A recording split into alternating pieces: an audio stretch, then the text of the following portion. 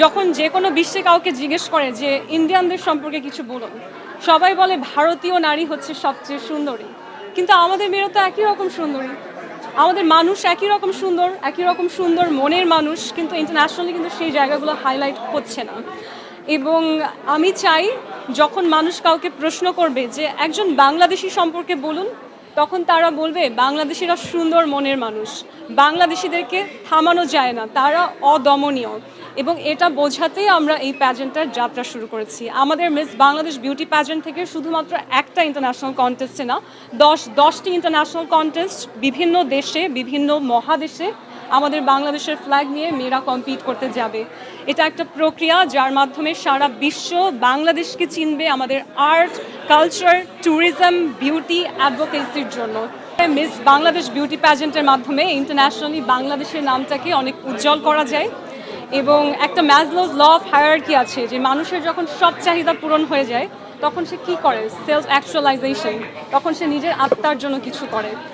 এবং আমরা এভাবেই সারা বিশ্বকে জানাবো যে বাংলাদেশ, তার একটা সুন্দর আত্মা রয়েছে এবং সেই উইনারটা তাই করবে। বাংলাদেশে বিউটি প্যাজেন্টের কনসেপ্টটা কিন্তু অনেক ইনকনসিস্টেন্ট। আমরা কখনোই দেখি না যে কেউ ধারাবাহিকভাবে প্রতি বছর ইন্টারন্যাশনাল কন্টেস্ট আয়োজন করছে বাংলাদেশে।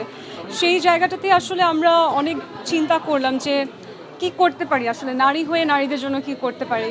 আমি নিজেও একসময় বিউটি প্যাজেন্টে অংশগ্রহণ করেছি এবং অংশগ্রহণ করে বুঝতে পারি যে ইন্টারন্যাশনালি বাংলাদেশের জন্য অনেক সুন্দর একটা জায়গা আছে। আমি যখন মিস আর্থে কন্টেস্ট করি তখন কিন্তু বাংলাদেশে সেটা সেভাবে প্রচার হয়নি।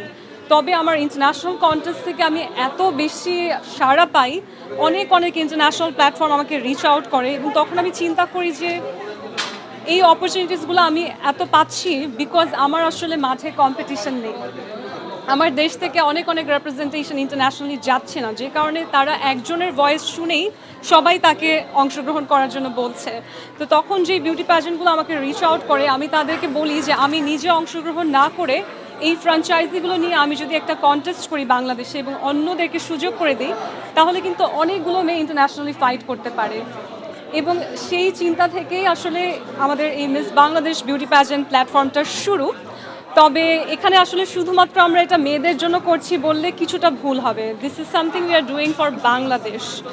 বাংলাদেশের যে একটা ইমেজ ইন্টারন্যাশনালি, সেটাকে কত ডেভেলপ করা যায় এটারই একটা প্রক্রিয়া হচ্ছে মিস বাংলাদেশ বিউটি প্যাজেন্ট।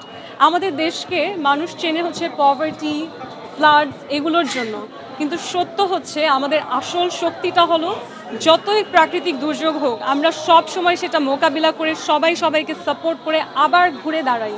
আমরা বারবার নিজেকে রিবিল্ড করি।